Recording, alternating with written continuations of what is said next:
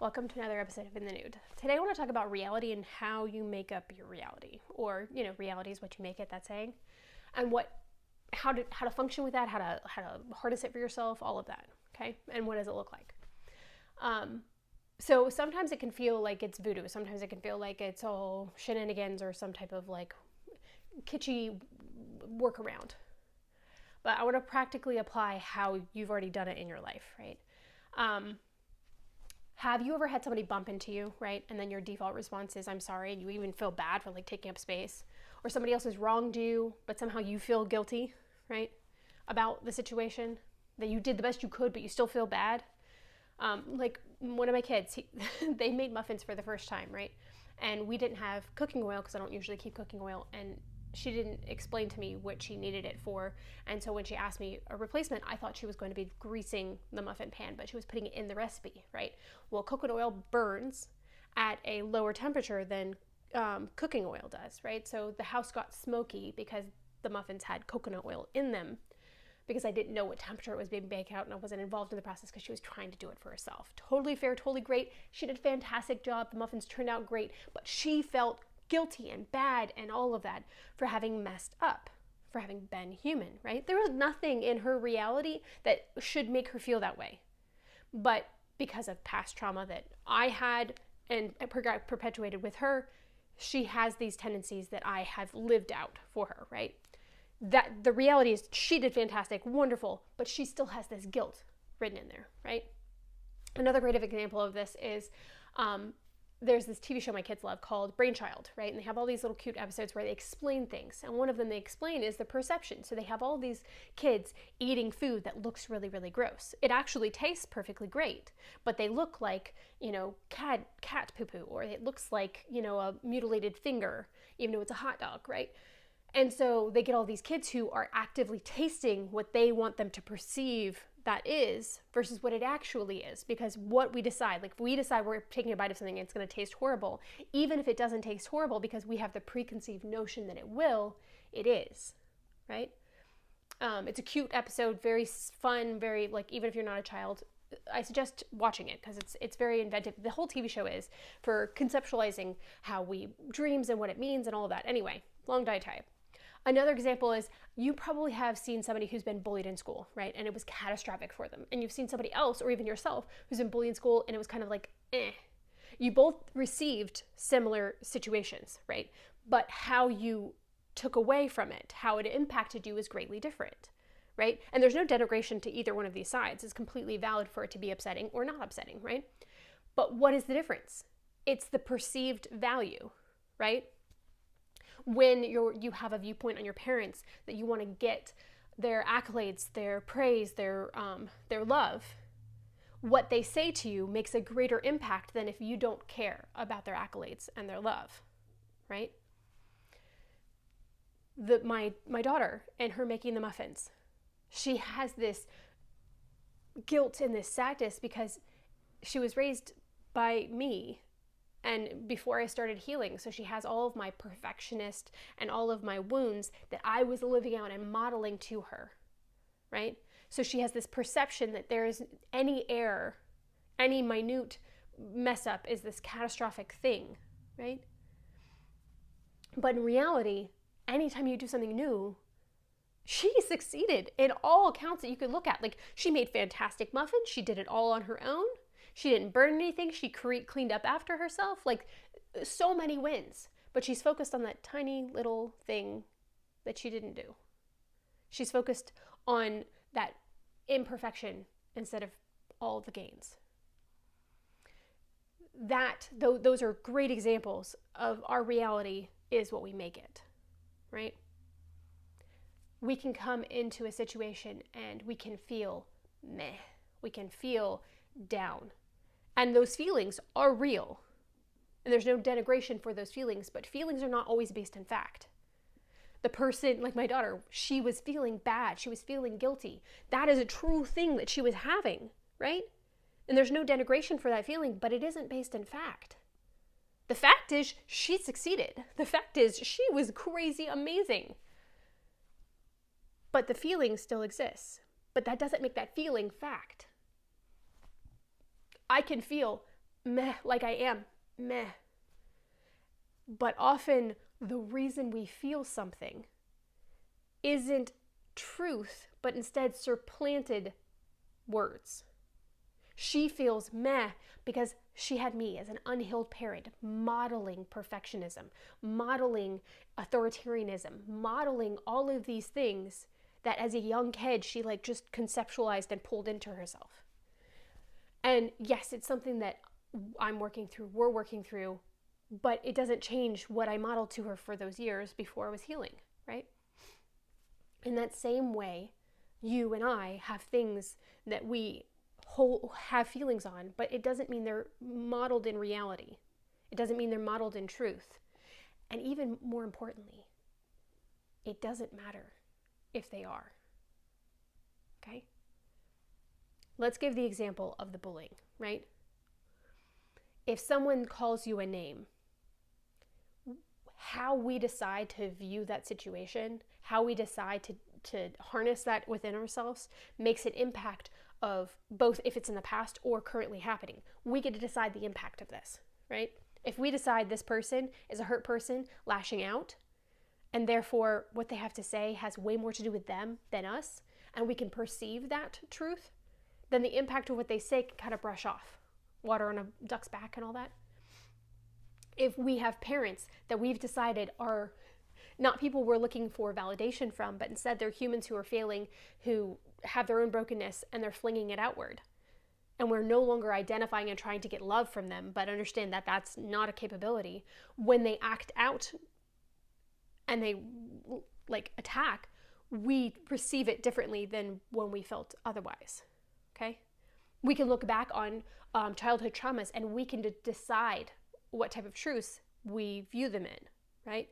It's what EMDR, the therapy EMDR does, right? So you could have a memory where your parent didn't give you affection and love, and your response in that situation, the truth you took from that is, I'm not worthy.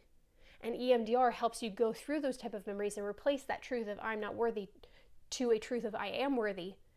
Just because they didn't treat me with worth doesn't mean I'm not worthy, right? ART therapy is it's alternate reality therapy. So it helps you not only do that type of thing, but it's even more, it's changing the reality in your brain, right? So instead of going back and just viewing it how you did, you see the memory how you did, and then you see a memory where you show up for yourself in the way that you needed to. And you change the narrative in that.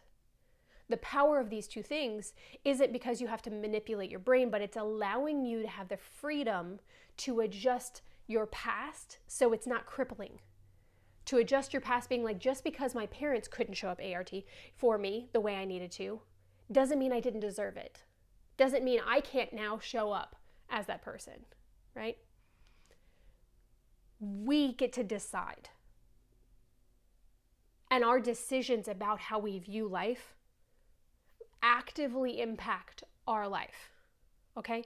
So we get to decide when a person, labeled bully, whatever, says something to us, whether we receive it and react to it like it's something that they're actually saying about us, or we see it for what it is. When a person is punching, it's because they lack worthiness in themselves. Someone who is doing more than you is never going to be tearing you down. Someone who is doing more than you is never going to be tearing you down, okay?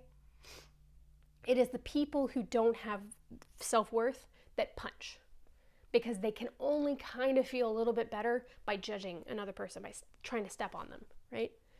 When we decide to try to view things that way. Now, it doesn't change the reality of, like, it never feels great, right? Okay?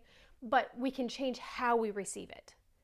We can change our perception of it. We can change it from being, ouch, that was not something I wanted to hear. And it can simply just be that, instead of it becoming something we start like feeling about ourselves or parenting in our own brain, right? We can decide our viewpoint on ourselves.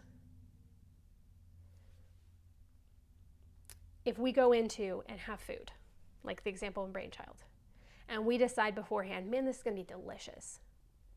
Man, this is going to taste like whatever. even if it doesn't, our brain will help us taste it. Our brain will participate in the deception in our brain to help us experience what we're expecting to experience. It's the same way that reticular activating system in your brain, right? It's the you didn't ever own this car, and then all of a sudden you own a red Buick, and all of a sudden you see red Buicks everywhere, right? There aren't more red Buicks. You're just seeing it because it means something to you. When you are expecting to have a really bad day and then everything goes wrong, you're expecting to have a good day and everything goes right. Those all are perception. Your perception makes reality, okay? I say all that to say, in this process of healing, we get to decide we're worthy. You can sit there and say, what did I do to gain worthiness? And you could say, worthiness is required for people to do, whatever. You can have that reality.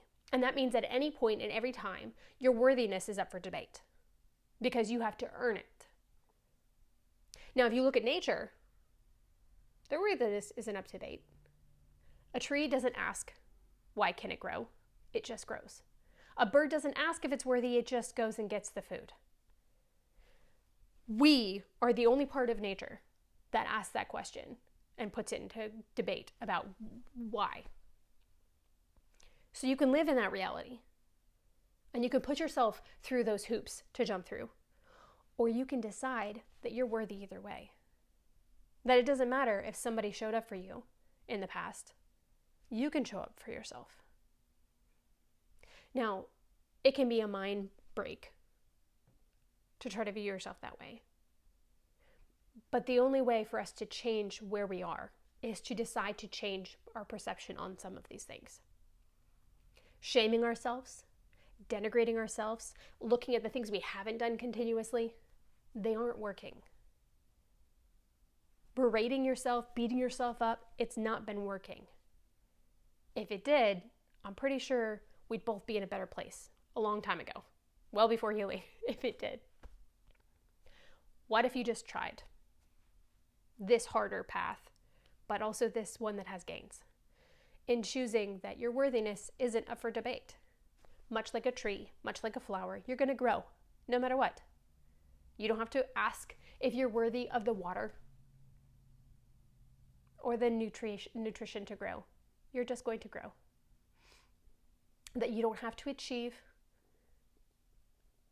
that you breathing, you having been, do you know the miracle that it takes to actually go from being like sperm and egg to actually human?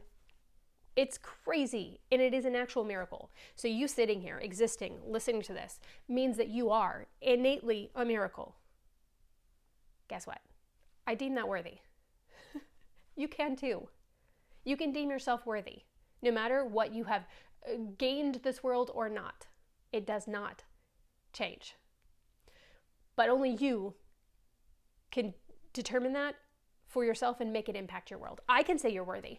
I can say it until I'm blue in the face, but it won't impact your life until you determine it, until you decide to switch that narrative. And it is a narrative. It is a thing, a perception that you get to have on your world or not. And when you start making small choices, I'm worthy enough to rest because my body says it needs to rest. I don't know why it needs to rest, but it says it's tired and it needs to rest, so I'm going to let it rest because it's worthy enough for rest. It doesn't have to achieve the rest. It doesn't have to do enough to rest. It needs rest, therefore I'm giving it rest. I'm listening to my body because it says it's thirsty. I'm going to pause what I'm doing. I'm going to go get a drink.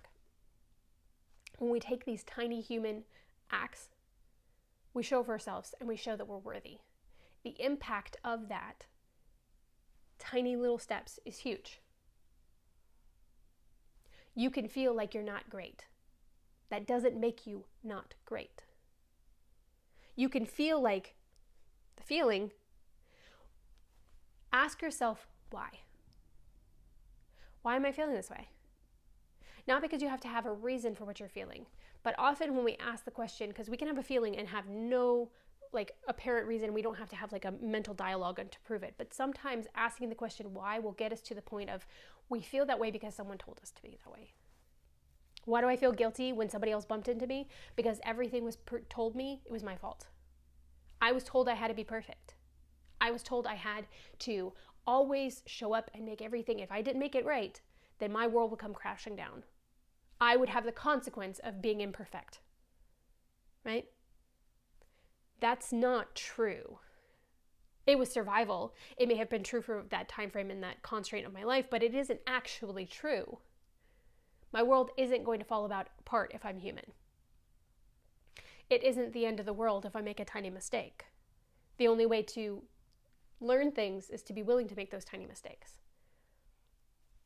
But my perception of myself, my default, is all the things that I was taught at a very young age. Taught without being taught, right? The things that aren't said, they're lived out. If we stop and we sometimes have a feeling of, I'm not worthy. Why? Because someone else made you feel that way? Because somebody else didn't show up for you? Because somebody else said that to you? Because somebody else's actions proved that to you? Just because someone else wasn't capable for showing up for you does not impact your worth. Just because someone said something to you doesn't make it fact. And it doesn't really matter if it is fact or not, because when we make the choice, it impacts what reality is. If I say this little pretend cookie in my hand is going to taste horrible, and I think, oh, it's going to be so bad, and I put it in my mouth, no matter how delicious it was, it would taste bad, right? Forget the constraints of other people's actions. Those were broken people, unable to show up for themselves, punching out because they couldn't feel value on their own. Let's create our own value on our own. Let's change the narrative. Let's change the perception. Let's put our own glasses on to see the world how we decide we're going to see the world, and it changes how it actually shows up. Have you ever noticed some people just have things go right for them? Sometimes people think of it as luck. Pay attention to how they view the world. Pay attention to what they're expecting. Are they expecting the cop to pull them over? Are they expecting stuff to go wrong? Or are they blissfully ignorant of all of it and they're like Disney princesses walking around? What we decide to have as our truths, our foundation of how we view the world, makes a giant impact. I have had a lot of trauma in a lot of different ways. And I get to decide if it's fortifying in my value and my worth.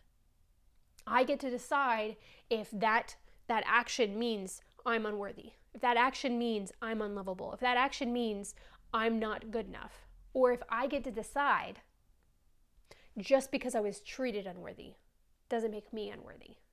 Just because I was treated as unlovable doesn't mean I'm not lovable. I get to decide how I view that past, and how I decide to interpret that past makes an impact on not only right now, but on where I move towards the future. Right now is the only place that actively matters, because each step I'm taking in this exact moment is fortifying my path for the future. Me continuously focusing on the past and me continuously feeling and denigrated by what I can't change, or me completely focused on where I want to go but I can't actually control, isn't going to fix anything, isn't going to help me, isn't going to make my life better. The more I can harness into this moment right now and focus on how I can show up right now in this moment is going to make a great impact on me as a person and me, future me. I choose to look at my past as I don't know why or how all of that happened, but I know that I'm here now. And I'm grateful for the fact that I'm being introspective. I'm grateful for the fact that I'm making moves in my life. I'm grateful for the fact that I'm learning how to reparent myself. I'm grateful for the fact that I'm learning how to live in the moment. I'm grateful for the fact I'm learning how to rest. I'm learning how to play. I'm grateful for all of this. And if it took all of that for me to get to a breaking point to get here, I'm grateful for it. I look back and I can see where all these different steps are. And I can see what my interpretation of them was and how it links together and how each one perpetuated the next one until finally I had this waterfall effect of going over a gigantic chasm and breaking at the bottom. But that breaking at the bottom is what got me to a place of saying no more. And I'm now deciding to interpret all of those things as each one of those actions that hurt me had nothing to do with me. I can see the broken, hurt individual, the tiny child that was never loved, that took the action, lashed out on each one of those people. No, it doesn't make what happened any more fun or better or excusable, but I can see it for what it is. It wasn't about me as a child that I wasn't worth the affection and attention. It was because I was making them feel unloved, out of control, you name it, reminding them of their childhood and their hurts. I get to reinterpret my past to benefit myself. And in this moment now, I get to harness all of the things that I'm unlearning and fortify my truths. I am worthy. I am lovable. And today I'm showing up for myself. And how I'm showing up for myself is silly, small things. I'm showing up for myself that right now, I'm slightly sick. And you know what I did today? I took a nap to take care of my body. You know what I'm going to do later today? I'm going to take a shower because my body will want the water and feel clean. Those tiny I'm going to drink water today to make sure it flushes out the toxins that are in my body. I'm going to eat food that fuels my body and makes me feel better. Because showing up in those tiny human ways loves my future self. I'm going to take the time today to sit in nature. Not with a phone, not with music, not with a book, but just sit and listen. Touch grass and dirt. Because the more I can be in the moment, allow my thoughts to just be, and when something sad comes up, sit with myself for it, or something, whatever feeling comes up, sit with myself in it. Those tiny tangible ways are how I love my future self. Taking the time to be with myself, care for myself right now is the best path towards any and all kinds of future that I want to have. Me choosing how I perceive the past is loving and helping myself along the way in the future. If you want your life to be thrive, joyful, our feelings are, and they're important, but they aren't always true. And they're not always based in truth.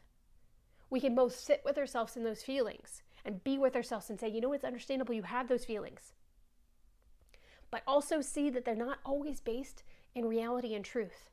And after we've felt our feelings, sat with ourselves with those feelings, we can redirect ourselves to what is truth. I feel unworthy. Oh, that's fair. Considering everything that you've had, no wonder. And then after you felt all of those feelings, but you are worthy. Let's do something right now that you showing up for yourself, showing yourself that you are worthy enough for yourself to show up for yourself. We're going to take a minute. We're going to go pick a flower. We're going to take a minute. We're going to look at a leaf. We're going to take a minute. We're going to sit and breathe. We're going to take a minute and we're going to self-hug. One of the best, most helpful things that I have learned is having grace for myself in the process of being willing to adjust my perception, adjust how I show up. This healing journey isn't going to be this 1 month or 1 year process. It is a lifelong, beautiful commitment to yourself to show up with compassion and grace, to show up with love and worthiness, even if you're the first person to ever do it for yourself. Even if nobody else has ever done this, and for most of us it's going to be the case. Most of us have not experienced somebody else loving us well. We get to be that. And what's even more amazing about it is, if you ever want to have a different relationship where somebody shows up that way for you, one of the best ways to draw in that kind of energy is to be that kind of energy. In the same way that if you have kids, you have to model out the life you want them to have. If you want to have a particular partner and you're like writing down all the things that you want them to show up in life, start showing up in this life as all of those things for yourself. Not just other people, but for yourself. Energy draws energy. Like draws like. I really challenge you today to take a truth that you want to be true, that you're worthy, that you're lovable, that you are great. I don't know what the words are for you, but I challenge you to take one of those truths, one of those statements, and challenge your brain to think about it as true. Do something to show up for yourself like worthy. Show up for yourself and love yourself in a simple way, like taking a shower, brushing your teeth, brushing your hair, letting yourself just rest with no guilt. And every time you start to feel guilt, you can say, you know what? I am doing this for myself, and I'm worth doing this for myself. It's not going to be an easy thing, but every one of these hard steps along the way is worth it, because you're worth it.